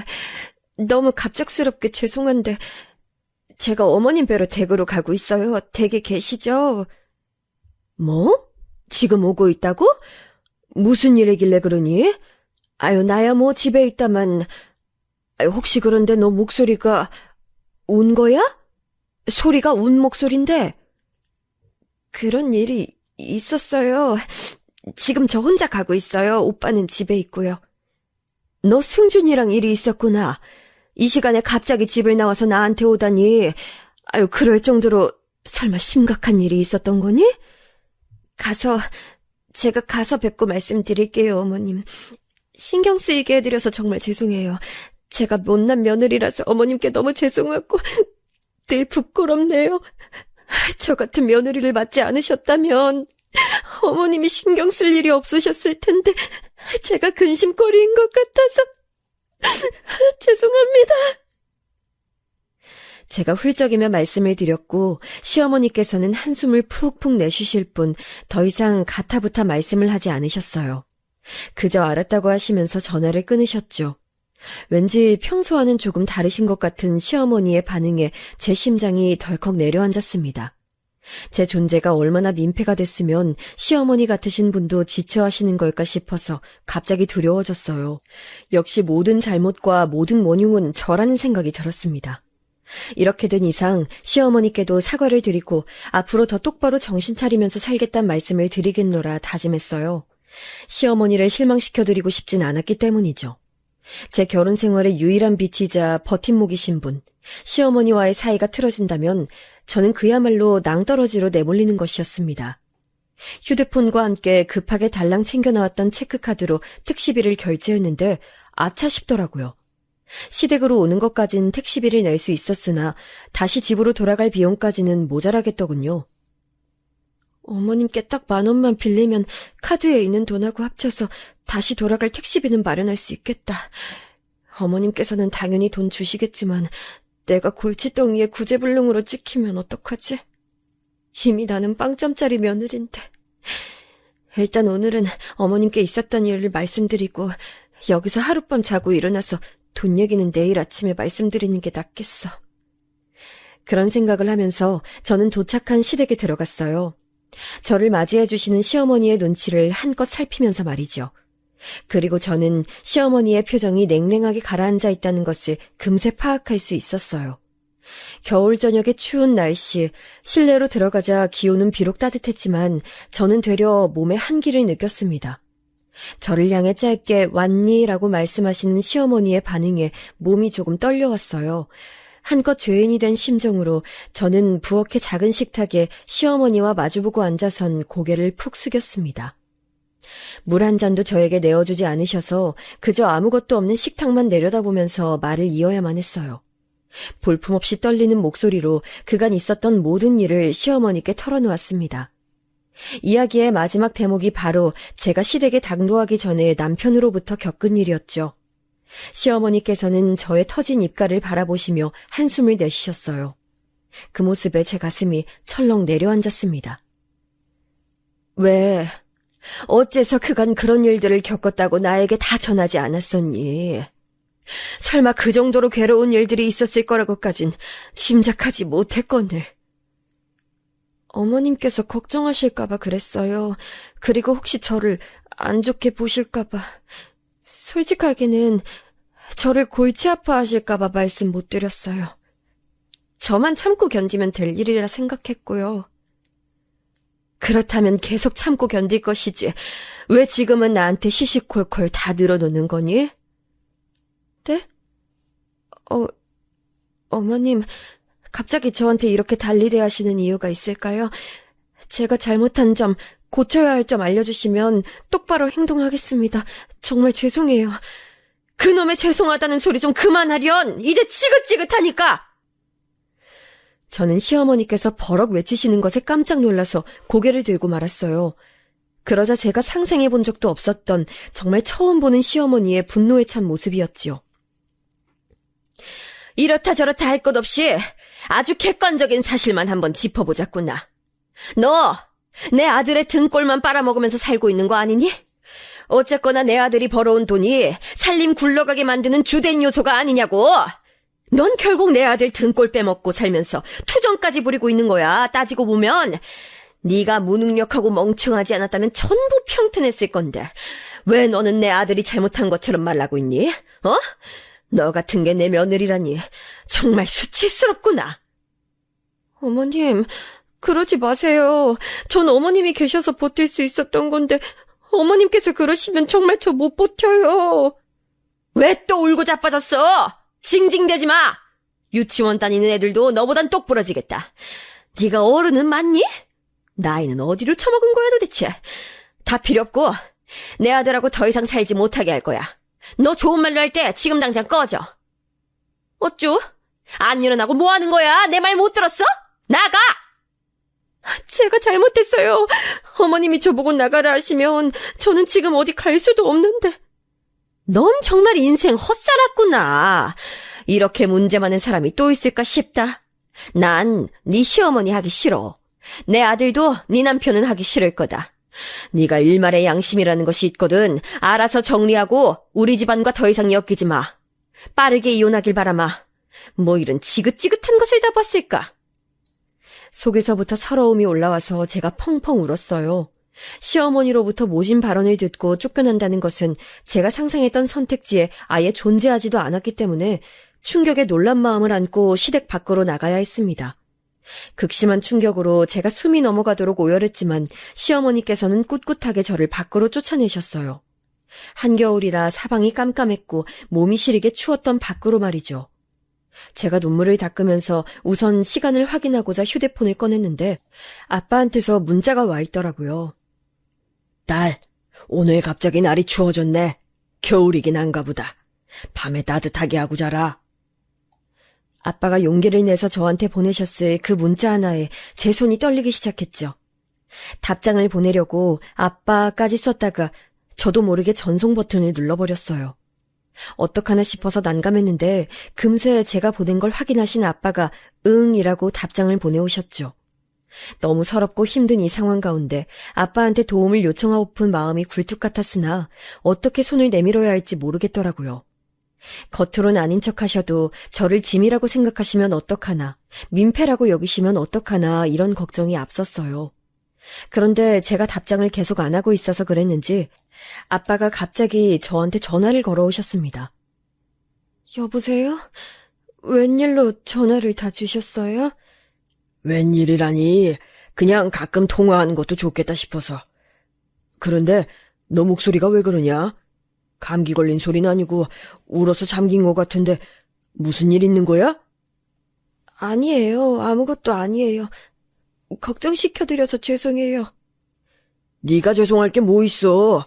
무슨 일 있는 거라면 그게 무슨 일인지 나한테 정확히 얘기나 해다오.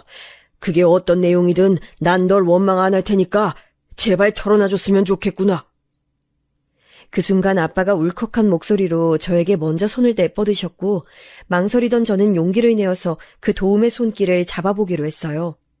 막상 말을 하려니까 긴장으로 몸이 덜덜 떨려와서 간신히 남편이랑 싸우고 시댁으로 도망왔는데 좀 전에 쫓겨났다는 것만 얘기할 수 있었어요.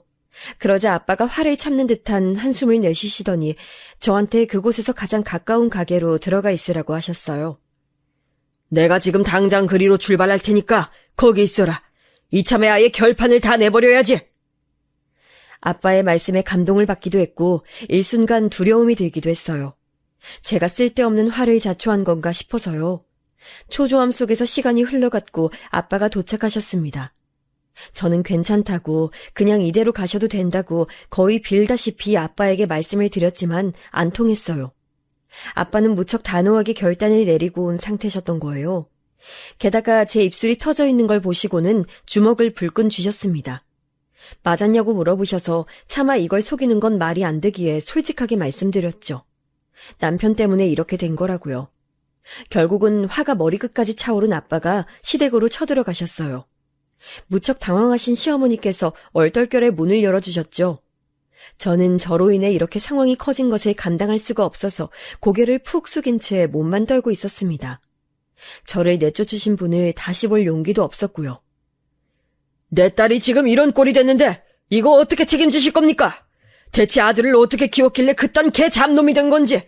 아들 교육 잘못 시킨 죄로 그쪽도 우리 딸처럼 똑같이 맞는데도 불만 없으시겠죠? 아빠의 일갈에 제가 깜짝 놀라서 고개를 들었다가 시어머니를 보고 말았어요. 저와 눈이 마주치자 시어머니께선 고개를 휙 돌리시더니 이내 손으로 얼굴을 감싸셨습니다. 울고 계시더라고요. 그러자 당장이라도 시어머니께 달려드실 기세였던 아빠가 흠칫하셨어요. 저는 그때 시어머니께 조금 가까이 다가가 안색을 살폈습니다. 바로 지척에서 보니까 한참 우신 얼굴이라는 걸 알 수 있었어요. 저를 쫓아내고 나서부터 계속 우신 모양이었죠. 눈물을 훔치면서도 인매를 꾹 다물고 계셨어요. 마치 아무 말씀도 안 하시겠다는 의미처럼요. 저는 아빠의 눈치를 살폈는데 좀 당황하신 것처럼 보였어요. 그래서 저는 제 딴에 큰 용기를 내어서 시어머니께 조심스레 말씀을 드렸습니다. 어머니, 잘난 거 하나 없는 저의 특기가 뭔 줄 아세요? 속으로 사귀는 거, 본숨 숨기는 거, 괜찮은 척하는 거 잘해요. 해결할 줄은 모르면서 바보처럼 울기만 하는 것도 잘하고요. 그래서 그런 걸까요? 제가 지금 어머님한테서 이상하게 제 모습이 보이는 것 같아요. 어머님 혹시 하고 싶으신 말씀 있으시다면 저한테 해주실 수 있을까요? 눈물을 흘리며 제가 간절하게 여쭤보았죠. 다정한 분이셨던 시어머니께서 갑작스레 저에게 독서를 달리시며 깜깜한 추운 밤에 저를 쫓아내셨다는 게 정말 믿기지 않기도 했거든요. 그랬기에 다른 본심이 있으셨기를 바라는 마음도 섞여 있었네요. 시어머니께서는 몇 번 머뭇거리는 기색을 내시더니 이내 울음 섞인 목소리로 속내를 털어놓으셨어요. 그 반전에 저는 물론이고 아빠도 화들짝 놀라셨죠. 너를 이혼시키고 싶어서 그랬단다. 내 아들이라는 지옥에서 너를 꺼내주고 싶었어. 네가 웬만한 불행을 다 참고 견디며 살고 늘 스스로의 탓을 하며 괴로워하는 성격인 걸 알면 알수록 절대 그 이혼이란 게 쉽지 않겠구나라는 생각도 됐지. 넌 너무나 심약한 반면 내 아들은 악랄하고 사악하니 너에게 이 결혼 생활에 미래 따윈 없다는 사실을 일깨워줘야 한다고 생각했다. 나 하나 믿고선 네가 내 아들과의 결혼 생활을 인내하는 것 같아서 너를 독하게 끊어낼 수밖에 없었어. 큰 충격을 안겨줘야 네가 내 아들한테서 도망칠 것 같았거든. 여린 네 마음에 또 다른 상처를 내가 안겨준 점이 너무 미안하구나. 시어머니께서 말씀을 이어가시는 동안 저는 불가항력적으로 흐르는 눈물을 뚝뚝 떨구고 있었고 아빠는 옆에서 한숨을 내쉬셨어요. 긴 대화가 이어졌는데 알고 보니 시어머니께서는 저라는 사람으로 인해 남편이 안정을 찾고 잘 살게 될까봐 기대감이 있었기에 결혼을 허락하셨던 것이더라고요. 남편이 구제불능의 인격체라는 걸 시어머니께서는 이미 알고 계셨었대요. 물론 자기 아내한테까지 최악으로 구는 인간이라는 것까진 예상하지 못하셨지만요. 남편이 개과천선하기를 시어머니께선 무척 바라셨지만 그건 헛된 희망이었음을 금세 알게 되셨다고 합니다. 숨도 못 쉴 만큼 짓눌리면서 사는 저를 진작 눈치채셨던 거예요. 애먼 사람을 희생시켰다는 생각이 드신 시어머니께서는 이혼했으면 하는 바람을 품게 되셨죠.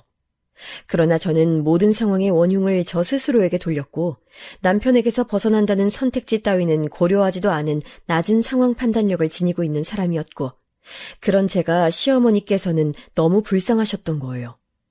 그러면서도 한편으로는 제가 정말로 이혼을 하면 남편이란 쓰레기를 다시 주워갈 여자가 없을 것 같아서 자식 위하는 신락 같은 마음에 강한 이혼 종용은 해오지 못하셨다고 하더군요. 불쌍한 며느리에게 자유를 알려주고 싶은 마음과 아무리 못났어도 자기 자식인 놈을 챙겨야 한다는 마음이 시어머니의 안에서 그간 충돌해 왔던 거예요. 그러다가 기어이 얻어맞고선 집을 빠져나왔다는 저의 상황에 결심을 굳히셨던 겁니다. 며느리를 구해야 한다고요. 유약한 며느리가 시어머니의 존재에 심적으로 기대고 있으니 그걸 없애버리면 결혼 생활 더 이상 못하겠다고 도망갈 거란 판단을 하셨대요. 그래서 저를 엄하게 쫓아내신 거였죠. 듣는 동안 저는 너무 부끄러웠어요. 저 때문에 전전긍긍하셨을 시어머니를 조금도 눈치채지 못하며 지내왔던 제 자신이 얼마나 식견이 좁은 사람인가를 다시금 체감했기 때문입니다. 저는 제 자신을 깎아내릴 줄만 알고 타인의 눈치를 살필 줄만 알았지 그 외의 모든 것들은 할 줄 모르는 사람이었어요. 이걸 처절하게 깨우친 순간에 저와 함께 있었던 사람은 바로 저를 진정으로 생각해주는 아빠와 시어머니셨죠. 그 순간 저절로 다짐하게 됐어요. 나를 위해주는 이분들 앞에서 부끄럽지 않게 살아보자고 말이에요. 평생 동안 그 어떤 일을 겪어도 이런 다짐이 세워지진 않았는데 누가 강제로 시킨 것도 아니건만 저 스스로 그렇게 됐어요. 어머님, 미안하다고 하지 마세요. 제가 죄송합니다. 제 앞가림 제가 못해서 어머님으로 하여금 많은 고심을 하게 만들었어요. 이건 지난날 그래왔듯이 습관적으로 저를 깎아내리며 드리는 그런 죄송하단 인사가 아니에요. 앞으로 그렇게 살지 않겠다는 다짐에서 우러나오는 죄송함이에요. 감정을 다스리는데 미숙해서 비록 눈물을 줄줄 흘리면서 말씀을 드렸지만 제 얼굴을 스스로 보진 못했어도 제 표정에는 후련함과 굳센 결의가 담겨 있을 거라고 확신해요. 그런 저의 기색을 확신하신 아빠와 시어머니 두 분 다 무척 놀라신 반응들이었으니까요. 이웃과 아빠가 시어머니께 고개를 숙이며 사과의 인사를 드리셨어요. 속뜻을 알지도 못하고 무작정 화를 낸 것에 부끄럽게 생각합니다. 또한 자식 교육에 실패한 건 사부인이 아니라 접니다. 제가 찔려서 제 치부를 들키고 싶지 않아서 되려 사부인께 괜한 화풀이를 한 셈이었네요. 저희 딸에게 잘못이 있다면 못난 부모 아래서 태어난 것이겠죠. 거기까지 말씀하시곤 아빤 울음을 참으시느라 입을 꾹 다무셨어요. 한참 후에야 진정이 되셔서 다시 말씀을 시작하셨죠. 저 어렸을 때의 얘기도 나왔고요. 시어머니께서는 이제야 왜 제가 그토록 자기 자신에 대한 애정과 확신이 없는 사람인지 그 이유를 알 것 같다며 한탄하셨어요. 저의 모든 지난 과거가 안쓰럽고 가엾다 하시면서 제 손을 꼭 잡아주셨죠. 눈물과 속세로 채워졌던 그 밤, 결론과 목표는 결국 하나였어요. 제 이혼이었죠. 아빠의 도움을 받아서 우선은 집에서 제 짐부터 다 챙겼습니다. 가해자와 피해자가 한 공간에서 더 생활하는 건 말이 안 된다면서 아빠가 당장에 저한테 그 집에서 나오라고 하셨어요. 남편이 없는 사이에 얼른 짐을 챙겨야 했던 상황이라서 그게 잘 될까 싶었는데 막상 제 짐이 얼마 없더군요. 허무할 정도로 제 짐이 얼마 없어서 저도 모르게 웃음이 나왔습니다. 짐 챙기고 나와서는 남편한테 이혼하자고 그랬어요. 즉시 쌍욕이 날아오더군요. 네가 나 없이 살 수 있을 것 같냐? 잘 생각해. 사람이 자기 분수를 알고 살아야 행복한 거야. 그런데 넌 나 없이 혼자서 살 수 있는 주제와 능력이 안 되잖아. 나랑 이혼하면 너한텐 앞날에 불행밖에 없는 거야. 지금보다 어떻게 더 불행해질 수 있는데? 난 상관없으니까 그냥 이혼할래. 제발 이혼해줘. 내가 진심으로 부탁하는 거야. 야! 네가 부탁하면 나는 뭐 그냥 들어줘야 하는 사람이냐? 예의가 없구만. 이게 아직도 정신을 못 차렸네. 이거 봐라. 넌 역시 나 없으면 안 돼. 나한테 교육받지 않고선 혼자서 살아갈 수가 없다니까? 너 당장 돌아와서 나한테 사과하고 빌어. 그럼 네 잘못 내가 너그럽게 용서해줄 수도 있으니까 기회 놓치지 마라. 남편의 고압적인 목소리에 손이 덜덜 떨려서 쥐고 있던 휴대폰을 놓칠 뻔했지만 애써 이겨냈어요. 제가 만약 혼자였다면 별 수 없이 집으로 돌아가서 남편한테 빌었겠죠. 그러나 아빠와 시어머니가 진정으로 제 행복을 빌어주고 계시단 걸 알게 된 이상 전 앞으로 나아가겠다는 그 다짐을 저버릴 수가 없었으니까요. 남편이 뭐라고 하던 말던 병원 가서 진단서 다 끊었고요. 남편이 저한테 보냈던 각종 폭언이 담긴 문자 내용들도 전부 따로 저장을 해두었습니다. 통화 녹음 파일들까지 차곡차곡 정리해서 이혼소송 준비했어요. 아빠가 계셨기에 가능했죠. 그리고 또한 시어머니께서 제대로 중간에서 역할을 해주신 덕분에 큰 힘이 됐습니다. 그건 바로 남편한테 시어머니께서 거짓부렁을 흘리셨던 거예요. 용하기로 소문나서 거기 가려면 대기만 기본 반년이 걸리는 점집이 있는데 나 아는 동생이 이번에 갔다가 고맙게도 내 얘기를 거기다가 물어봐줬다지 뭐니? 그랬더니 그 집에 결혼한 아들이 있을 텐데 잘못된 연을 만나서 성공의 운이 틀어막혀 있다. 이혼하면 훗날 대성한다. 이런 답을 듣고 왔다더구나. 세상에나 이게 다 뭔 소린지. 시어머니께서는 능청스럽게 연기를 펼치셨고 그게 잘 먹혀들었어요. 이혼 소송 과정에서 혹시나 남편으로부터 해코지 당할까봐 저는 마음을 졸였을 정도로 상황이 험악했건만 시어머니 덕분에 원활해졌어요. 저는 결국 이혼에 성공해서 진정한 자유의 몸이 됐지요. 저는 멀리 이사부터 갔어요. 아빠랑 새로 집을 구해서 다른 지역에 정착을 했고 비록 단순한 사무보조 일이었지만 저는 금방 새로 직장도 구했죠. 여기서 제가 인복이 있었어요. 정말 포용력 넘치고 성격 밝은 사람들을 직장에서 한꺼번에 만났거든요. 그런 분위기에 휩쓸려서 저도 활발해졌고 점차 자신감이 생겼습니다. 돈을 많이 못 벌어도 좋더라고요. 하루하루 활동적으로 할 일이 있다는 게 좋았고 제가 출퇴근을 하는 직장인이라는 것만으로도 뿌듯했어요. 저의 이런 변화를 아빠는 무척 흐뭇해하셨죠. 제 이혼 소식을 들은 엄마에게서 연락이 왔었어요. 예전 같으면 심장 떨려서 통화하는 것만으로도 부담을 느꼈을 저인데 별로 아무렇지 않아서 스스로가 놀라웠죠. 제가 어느새 많이 변했다는 걸 체감할 수 있었어요. 저한테 엄마가 힘들지? 내가 같이 있어주면 좋을 텐데 라고 하시길래 제가 피식 웃었습니다. 너 지금 내 말에 웃었니? 그러지 마렴. 혹시 상대를 비웃는 거라는 오해를 살 수도 있으니까 말이야. 오해 아닌데요? 저 비웃은 거 맞아요. 그리고 안 힘들어요. 그 어느 때보다도 힘이 솟아나서 잘 살고 있어요. 너 애가 좀 이상해졌구나. 이혼하더니 제정신이 아닌가 보네. 보살핌이 필요하겠어. 아빠랑 다시 잘해보고 싶으신가 봐요. 저 이용해서 슬슬 간보려고 하시는 거죠? 꿈 깨세요. 저는 이용당해줄 생각 없고요. 아빠는 당신 만나주실 생각 없어요. 그러니까 저희 부녀한테 기웃거리지 마시고 골칫덩어리 자식들 데리고 잘 사시면 됩니다. 엄마가 저 때문에 약이 올라서 어쩔 줄 모르는 반응을 보이실 줄이야. 살면서 처음 겪는 것이었는데 꽤나 통쾌하더군요. 제 동생들은 둘 다 대학 등록금만 아깝게 날려버린 등신들이었어요. 취업은 안 하고 나이 먹어가도록 집에서 판판히 놀기만 했거든요. 둘 다 그러기도 쉽지 않은데 참 신기합니다. 전 남편은 절대 다시 보고 싶지 않았지만 시어머니 생각은 자주 났어요. 전 남편이라는 연결고리 때문에 망설여져서 가끔 연락하는 것만이 다였지만요. 그러다가 이혼한 지 거의 1년이 다 되어갈 무렵에 큰 소식 하나를 접하게 됐어요. 전 남편이 감옥에 갔다고 하더군요. 왠지 그 인간에게 어울리는 결말이었습니다. 이것을 계기로 저는 시어머니와 활발하게 교류하면서 지내게 됐어요. 마치 저의 어머니 같으신 분이라 느껴졌죠. 제가 이전과 비해 당당해진 모습을 보이자 시어머니께서는 무척 기뻐하셨어요. 어느새 저는 시어머니에겐 딸 같은 존재가 되어 있었네요. 다르게 살기로 마음을 먹었더니 세상이 달라져 있었어요. 저는 그 이후로 더 넓은 세상을 보고자 열심히 살았고요. 성공적인 이직을 해낸 뒤로는 그야말로 인생 탄탄대로를 달려왔죠.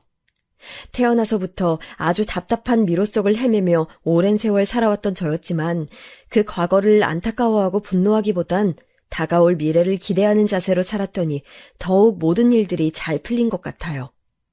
여러분의 인생에도 탄탄대로가 펼쳐지길 바랄게요. 제 이야기 들어주셔서 감사합니다.